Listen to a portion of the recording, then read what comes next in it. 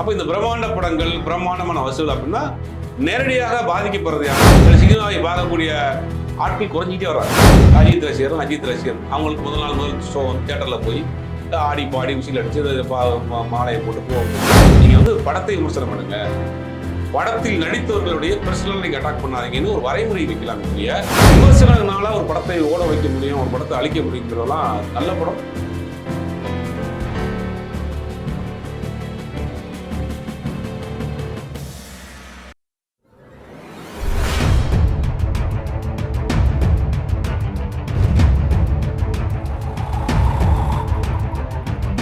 மாட்டுக்குரல் நேயர்களுக்கு வணக்கம். நம்முடன் இணைந்திருப்பார் ஜேர்னலிஸ்ட் சுபைர் அவர்கள். வணக்கம் சார். வணக்கம் சார். புஷ்பா 2 படம் சார், அல்லு அர்ஜுன் மூவி. அது எப்படி சார் பாக்ஸ் ஆஃபீஸ் 2000 crores வந்து அச்சீவ் பண்ணுன்னு சொல்றாங்க, முடியுமா? இல்ல, புஷ்பா 2 அது முதல்ல படம் எப்படி இருக்கு அப்படின்னு பார்த்துருவோம். அது ஒரு முழுக்க ஒரு கமர்ஷியல் படம். அது நீங்க எந்த லாஜிக்குமே இல்லாம உள்ள போனீங்கன்னா அடி தட்டி வெட்டு குத்து பறப்பாங்க, கண்டெய்னர்ல உடச்சி வருவாரு, ஜப்பானுக்கு நீந்தி போவாரு அப்படின்ற ஒரு பக்க அக்மாக்கு தெலுங்கு படம். ஃபர்ஸ்ட் ஹாஃப் வந்து உங்களுக்கு பரபரன்னு போயிடும். செகண்ட் ஹாஃப் வந்து படம் கொஞ்சம் ஸ்லோவாக இருக்கும். 3 மணி நேரம் 20 நிமிஷம்.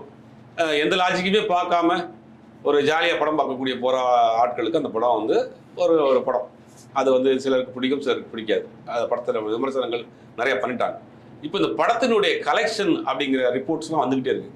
அது வந்து பிரமிக்க வைக்கக்கூடிய ரிப்போர்ட்டர். ஆல் ஓவர் வேர்ல்டு 400 கோடி ரூபாய் இப்போ வரைக்கும் நம்ம பேசிட்டு இருக்க நேரம் வரைக்கும் 400 கோடியை கிராஸ் பண்ணிட்டு போயிட்டு இருக்கு. இந்தியாவில் மட்டும் கிட்டத்தட்ட 180 கோடி 177 சம்திங். இன்னைக்கு இப்போ நம்ம பேசிட்டு இருக்க நேரங்கள்லாம் 200 கோடிக்கு மேலே போகும். 220 கோடி ரூபா ஆல் ஓவர் வேர்ல்டு. ஓவர்சீஸ் மட்டும் 220 கோடி ரூபா. இப்போ 400 கோடியை கிராஸ் பண்ணி போயிட்டு இருக்கு. ஆல்மோஸ்ட் 500 கோடிகிட்ட வந்துருச்சு இந்த படத்தினுடைய கலெக்ஷன். ஓவராலாக வந்து ஆல் ஓவர் இன்டர்நேஷனல் வந்து 500 கோடி ரூபா வந்திருக்கு. இது பாகுபலி 2, சலாரு, கேஜிஎஃப், ஜவான் எல்லா படத்தினுடைய வசூலையும் தூக்கி சாப்பிட்டுச்சு. தமிழ்நாட்டிலே இந்த படம் ஒரு டப்பிங் படம் 12 கோடி ரூபா கலெக்ஷன் இருக்கு. அப்படிங்கும்போது ஒரு பெரிய ஒரு ரெவல்யூஷனை ஏற்படுத்தியிருக்கு. அதுக்கு காரணம் அப்படின்னு பார்த்தீங்கன்னா, யூஎஸ்ல அந்த படம் வந்து இப்போ இந்த யூஎஸ்ல இருக்கக்கூடிய இந்தியன்ஸில் லார்ஜஸ்ட் லாங்குவேஜ் மொழி பேசக்கூடிய ஆட்கள் யாருன்னா தெலுங்கு பேசக்கூடியதாக இருக்காங்க, அதிக அளவில் இருக்கிறாங்க. அப்படிங்கும்போது யூஎஸ்ல அந்த பெரிய அளவில் அந்த படம் வந்து டாலரில் கொடுத்து படம் பார்ப்போம். அப்போ ஒரு பெரிய கலெக்ஷன். அப்புறம் தமிழ்நாட்டில் தான் 180 ரூபா 190 ரூபா டிக்கெட். தமிழ்நாட்டை தவிர மற்ற எல்லா இடங்களையும் டிக்கெட் விலை 400 ரூபாய்க்கு மேலே. 400 ரூபாயிலேருந்து 3000 ரூபா வரைக்கும் டிக்கெட். மும்பையில் 3000 ரூபா, ஆந்திரா தெலுங்கானாவில் 400, 999, 999, 1800 அப்படிங்கிற ரேஞ்சில் அவங்க டிக்கெட்டை தாறுமாறாக போட்டு ஒரு படத்தை ஒரு பிரம்மாண்டம் 3 மணி நேரம் அல்லு அர்ஜுன் அப்படி இப்படின்னு ஒரு பிரம்மாண்டத்தை காமிச்சு ஒரு 400 கோடி ரூபா 400 கோடிக்கு மேலே இப்போ வரைக்கும் கலெக்ஷன் எடுத்துருக்காங்க. இது ஆரோக்கியமான சினிமாவானா இல்லை. ஏன் இல்லை, ஆரோக்கியமான சினிமானா 200 ரூபா 300 ரூபா 2000 ரூபா வரைக்கும் டிக்கெட் அப்படிங்கிற ஒரு விஷயம் இருக்குல்ல. இது எத்தனை நாளைக்கு தியேட்டரில் வருவாங்க?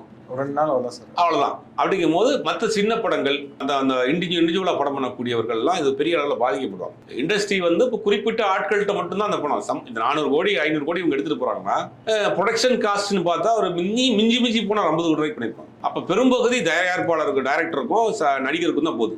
இப்போ அதில் பயனடைகிறது யாருன்னா தயாரிப்பாளர் நடிகர் தான். தயாரிப்பாளர் நடிகர் வந்து இதுதான். டெக்னீஷியன்ஸ் அப்படின்னு பார்த்தீங்கன்னா எல்லா படத்துக்கும் ஒர்க் பண்ண டெக்னீஷியன் அவங்க ஒர்க் பண்ணுவாங்க. பேட்டா அவங்களுக்கு அதே 1000 ரூபா தான். லைட்மேனுக்கு பேட்டா 1000 ரூபா தான். ஹேர் ட்ரெஸ்ஸருக்கு அதே 1000 ரூபா தான், 1500 தான். என்ன அந்த பேட்டா தான். அப்போ பெருமளவில் சம்பாரிச்சிட்டு போகிறது யாருன்னா தயாரிப்பாளரும் அந்த நடிகர். பெரும்பகுதியாக எடுத்துகிட்டு போகிறது நடிகர்கள் தான். அப்போ இந்த பிரம்மாண்ட படங்கள் பிரம்மாண்டமான வசூல் அப்படின்னா நேரடியாக பாதிக்கப்படுறது யாருன்னா சாமானிய பணம் கொடுத்து படம் பார்க்குற அந்த ஆடியன்ஸ் தான். அப்போ படம் பார்க்குறதே ஒரு காஸ்ட்லி ஆக்டிங். சினிமாவுக்கு போகிறது ஒரு லக்ஸுரி ஆக்டிங்க. 1000 ரூபா டிக்கெட்டு நான் போட்டிருந்தீங்கன்னா 4 பேர் படம் பார்த்து 5000 லோன் கொடுத்து அவன் படம் பார்க்கணும். அந்த அளவுக்கு சினிமாவை வந்து நீங்கள் காஸ்ட்லி ஆகிருக்கு. சினிமா பார்க்கக்கூடிய ஆடியன்ஸ் யார்? அந்த கீழில் இருக்கக்கூடிய மக்கள் தான். நம்ம எலைட் பீப்புளாக இருக்கிறவங்க, வசதியாக இருக்கிறவங்கலாம் வீட்டில் ஹோம் தியேட்டர் வச்சுருப்பான், ஏதாவது ஒன்று பார்த்து ஓடிடியில் பார்த்துட்டு போயிடுவோம். ஸ்மார்ட் டிவி வச்சுருக்கோம். ஓடிடியில் படம் பார்க்கக்கூடிய ஆட்கள்னா சாமானிய மக்கள் தான். இந்த சாமானிய மக்கள்லாம் அந்த நடிகர்கள் இருக்கக்கூடிய மோகத்தில் போய் தியேட்டரில் விழுகிறது. இப்போ என்ன நடந்திருக்கு? ஆந்திராவில் ஹைதராபாத்தில் ஒரு கூட்டத்தில் முந்தி அடித்து போய் 2 பேர் இறந்துருக்குறாங்க. ஒரு பொண்ணு இறந்துருச்சு. அப்போ உங்களுடைய அந்த பண ஆசை, உங்களுக்கு இருக்கக்கூடிய அந்த பேர் புகழ், இதை வச்சு நீங்கள் மக்கள்கிட்ட இருக்கக்கூடிய அடிப்படை இருக்கக்கூடிய மக்களுடைய இதில் வந்து சுரண்டி எடுக்கக்கூடிய வேலையை செய்றீங்க. இப்போ நீங்கள் வந்து இந்த ரசிகர்கள் இந்த மக்களை கொண்டாடுற மக்களுக்கு நீங்கள் திருப்பி என்ன செஞ்சீங்க? குறைந்தபட்சம் ஒரு நார்மலான டிக்கெட் விற்க வேணாமா? இப்போ இதெல்லாம் பார்க்குறப்ப இது முழுக்க முழுக்க நடிகர்கள் வந்து சுயநலமாக இருக்கிறாங்கன்னு பார்க்க வேண்டியது. அல்லு அர்ஜுனை வந்து ஒரு முக்கியமான ஒரு தியேட்டரில் ஹைதராபாத்தில் படம் பார்க்க போகிறாரு. அல்லு அர்ஜுன் வர்றாருன்னா பொதுவாகவே ஆந்திரா ஆடியன்ஸு கொஞ்சம் காரமாக தான் இருப்பாங்க. அப்படிங்கும்போது கூட்டத்தில் முண்டி அடிச்சு போய் அந்த தேட்டரில் நான் வந்திருக்கேன்னு தெரியறதுக்காகவே போகிறாரு. அது ஒரு ப்ரொமோஷன். அன்றைக்கி தலைப்பு செய்தியாக மாறும். அன்றைக்கி 2 பேர் இறந்துருக்காங்க. ஒரு குழந்தைய விட்டுட்டு ஒரு அம்மா இறந்து போயிருக்காங்க. அப்போ அந்த குடும்பத்தை யார் பார்ப்பா? இப்போ அவர் மாதிரி வழக்கு பதிவு பண்ணியிருக்காங்க. இனிமேல் காலக்காட்சியை ரத்துன்னு சொல்லி ரத்து பண்ணியிருக்காங்க. தமிழ்நாட்டில் ஏற்கனவே இந்த மாதிரியான ஒரு பிரச்சனை நடந்து காலக்காட்சியை ரத்து பண்ணியிருக்காங்க. அப்போ பிரம்மாண்ட படங்களினுடைய பாதிப்பு யாருக்கு வருது அப்படின்னா, நேரடியாக படம் பார்க்கக்கூடிய சாமானியனுடைய பாக்கெட்லாம் கையை விடுறீங்க. 2000 ரூபா டிக்கெட், 450 ரூபா டிக்கெட், 1000 ரூபா டிக்கெட். அவன் கூலி வேலைக்கு போயிட்டு அண்ணாடம் காட்சியாக இருக்கிறவன் நடிகர் மேலே உள்ள மோகத்தால் கூட்டத்தில் முண்டி அடிச்சு வந்து செத்து போகிறான், காசை இழக்கிறான். இப்போ இது ஒரு கேம்லிங் மாதிரி தானே போகுது, சூதாட்டம் மாதிரி தானே போகுது. இவன் கவர்ச்சி, நடிகர் மேல் உள்ள கவர்ச்சி, பிரம்மாண்டம் இதெல்லாம் காமிச்சு அவன் பாக்கெட்டில் இருக்க பணத்தை நீங்கள் வந்து 100 ரூபா கொடுத்து படம் பார்க்க வேண்டிய, 150 ரூபா கொடுத்து படம் பார்க்க வேண்டிய படத்தை 400 ரூபா, 500 ரூபா, 1000 ரூபா, 2000 ரூபா வரைக்கும் நீங்கள் வந்து ஏமாற்றி தானே எடுக்கிறீங்க. அப்போ நேரடியாக இதை பாதிக்கப்படுறது யாரு? சாமானிய கீழ்நிலையில் இருக்கக்கூடிய மக்கள்லாம் பாதிக்கப்படுறாங்க. ஸோ இப்போ அந்த இறந்த பெண்ணுக்கு 25 லட்ச ரூபா கொடுத்துருக்காங்க அப்படின்னு ஒரு நியூஸ் வந்திருக்கு. இது சரிதானா? இது இல்லை, இறப்புக்கு பணம் கொடுப்பதுங்கிறது வந்து ஒரு மனிதாபிமான அடிப்படையில் கொடுக்கக்கூடிய விஷயம். ஆனால் போன உயிர் வருமா? இதுக்கு அடுத்து இதை போல் சம்பவம் நடக்காமல் இதுதான் வந்து சரியான தீர்வாக இருக்குது. இந்த அடுத்து இது மாதிரியான ஒரு சம்பவம் நடந்துடாமல் பாதுகாக்கிறது தான் சரியான தீர்வு. அதை விட்டுட்டு நீங்கள் வந்து இழப்பீடு கொடுத்தா அந்த உயிர் வந்துருமான்னா வராது. போன உயிர் போனது தான். ஆனால் குறைந்தபட்சம் அது கொடுத்துருக்குறாங்கிறது, ஒரு பெரிய அமௌண்ட் கொடுத்துருக்குறாங்கிறது ஒரு ஆறுதலான விஷயம் தான். சார், இந்த கவர்மெண்ட் வந்து பார்த்தீங்கன்னா டிக்கெட் விலையை வந்து இவ்வளோதான் விற்கணும் அப்படின்னு ஒரு எம்ஆர்பி வச்சிருக்காங்க. அதை மீறி இப்படி தொடர்ந்து நடந்துட்டு தான் இருக்கு. 2000 3000 இருக்குது. கவர்மெண்ட் இதை தடுக்குதா? அதே மாதிரி வந்து நடிகர்களுக்கு இவ்வளவுதான் சேலரி கொடுக்கணும், எதனா ஃபிக்ஸிங் எதனா வச்சிருப்பாங்களா, வைக்க போறாங்களா? இல்லை, நடிகர்களுக்கு இவ்வளோதான் சம்பளம் கொடுக்கணும் அப்படிங்கிற தீர்மானிக்க தயாரிப்பாளர்கள் தான். நான் வந்து உங்களுக்கு வந்து 1000 கொடுக்குறேன், 2000 கொடுக்குறேன், 10,000 கொடுக்குறேங்கிறது தயாரிப்பாளருக்கு நடிகர்களுக்கு தனிப்பட்ட விஷயம். அதை எவ்வளோ ஒயிட்டாக வாங்குறாங்க, எவ்வளோ பிளாக்காக வாங்குறாங்க. பிளாக்காக வாங்கி சம்பாதிச்சுட்டு நாட்டுக்கு தானே காப்பாற்ற போகிறோன்னு ரிட்டையர் ஆன கூட வருவானுங்க நடிகர்கள். அது வேறு விஷயம். பிளாக்ல பணத்தை வாங்கி ஊரில் போய் அவன் வெளிநாட்டில் பணத்தை கோடி கோடியாக செட்டில் பண்ணிட்டு கடைசி காலத்தில் வந்து என்ன பண்ணுறது, நாட்டை காப்பாற்ற போகிறேன், ஊழல் ஒழிக்க போகிறேன்னு கிளம்பி வருவானுங்க. அது வேறு விஷயம். அதான் இப்போ அதான் நடந்துக்கிட்டு இருக்குன்னு வச்சுங்க. இப்போ இந்த சம்பளத்தை நிர்ணயம் பண்ணுறது தயாரிப்பாளர் தான். அப்போ அவருக்கு ஒரு பிஸ்னஸ் இருக்குது. இவரை போட்டி உள்ள எடுத்து லாபம்னு அவர் கால்குலேஷன் பண்ணுறாரு. என்னைய போட்டு படம் எடுத்தால் அவனுக்கு இவ்வளோ லாபம்னு அவர் ஒரு கால்குலேட் பண்ணுறாரு. இந்த பிஸ்னஸை தீர்மானிக்கிறது தயாரிப்பாளர், நடிகர். அது தனி விஷயம். டிக்கெட்டுகளை தீர்மானிக்க வேண்டியது அரசாங்கம் செய்யலாம். ஒரு படத்துக்கு இவ்வளோ தான் டிக்கெட் வைக்கணும். ஆம்னி பஸ்ஸில் நீங்கள் எப்படி வச்சுருக்கீங்க?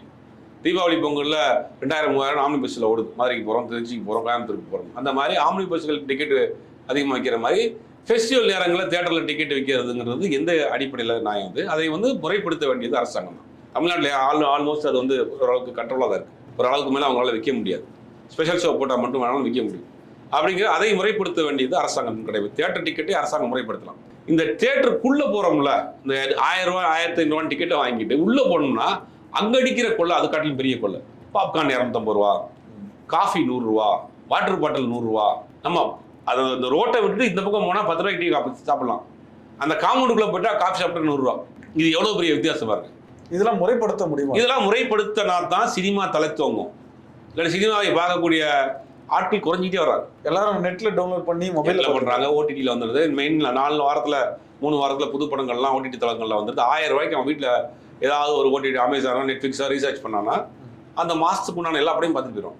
எதுக்கு 1000 ரூபா ஒரு ஆளுக்கு டிக்கெட் கொடுத்து தேட்டரில் வந்து பார்க்கிங் 100 ரூபா கொடுத்து 1000 ரூபா டிக்கெட் கொடுத்து பாப்கார்ன் 200 ரூபாய்க்கு வாங்கி காஃபி 100 ரூபாய்க்கு வாங்கி எதுக்கு படம் பார்க்க போகிறோம்? அது நீங்கள் படம் கொஞ்சமாக எடுக்கிறீங்க, 3.5 மணி நேரம் படம் எடுக்கிறீங்க. நான் லீவ் போட்டால் படத்துக்கு போக முடியும்? 3.5 மணி நேரம் படம்னா ஒரு மனிதனுடைய ஒரு ஹாஃப் டே வேலை போச்சு.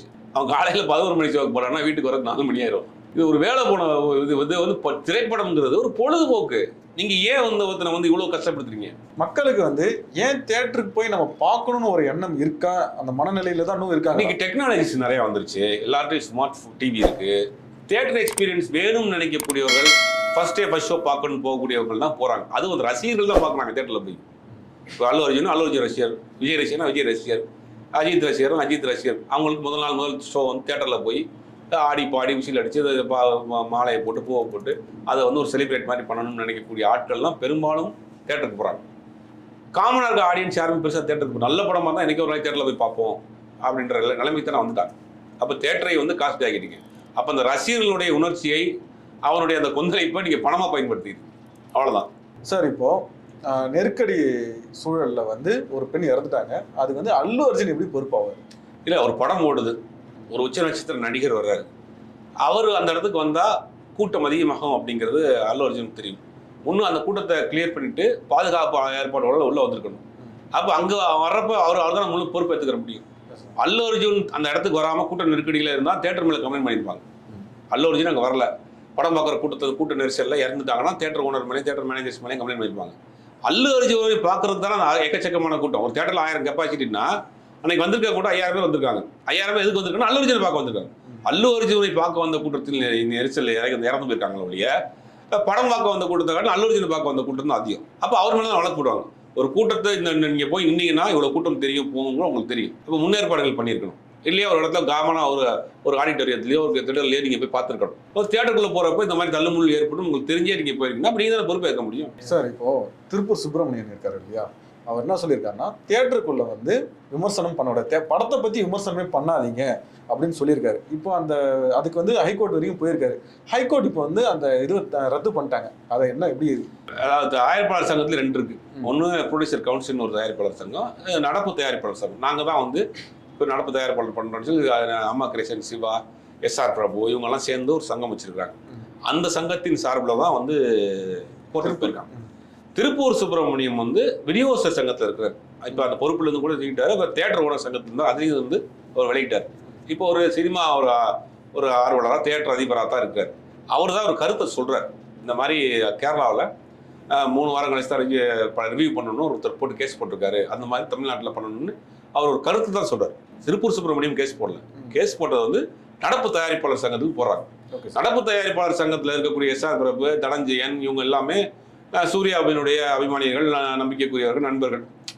அப்படிதான் அவர்கள் கங்குவா படம் இந்த விமர்சகர்களால தான் பெரிய லெவலில் தோல்வியாக போச்சு அப்படின்ற ஒரு காரணத்தில் இந்த உள்நோக்கத்தோடு அவங்க கோர்ட்டுக்கு போகிறாங்க. கோர்ட்டில் என்ன சொல்கிறாங்கன்னா கருத்துரிமைக்கு வந்து நம்ம வந்து இது சொல்ல முடியாது, இதை வந்து அந்த வழக்கை தள்ளுபடி பண்ணணும், நீதிமன்றம் தள்ளுபடி பண்ணிடுச்சு. இதுதான் அந்த வழக்கில் நடந்தது.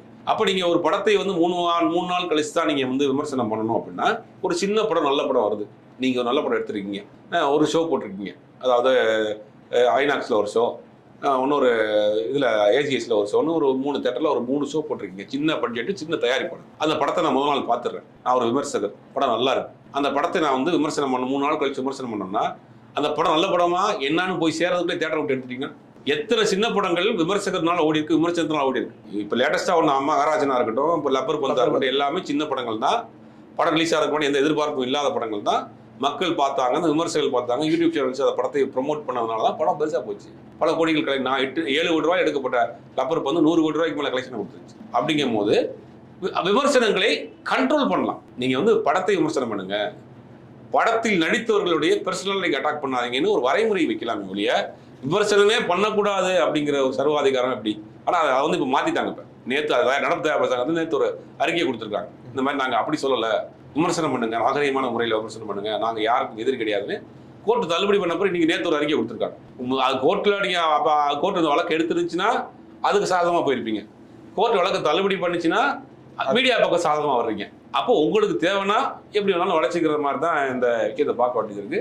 விமர்சகனால ஒரு படத்தை ஓட வைக்க முடியும், ஒரு படத்தை அழிக்க முடியுங்கிறதெல்லாம் நல்ல படம் எப்படியா இருந்தாலும் ஓடும். அந்த கண்டென்ட் உங்களை எங்கேயாவது கொண்டு போய் சேர்த்துரும். இது வந்து ஒரு படம் ஓடலை அப்படிங்கிறதுக்காக அவங்க தனிப்பட்ட முறையில் நடந்த ஒரு சின்ன பிரச்சனைனால இதை கோர்ட்டு வரைக்கும் கொண்டு போயிருக்காங்க. ரொம்ப நன்றி சார். நன்றி.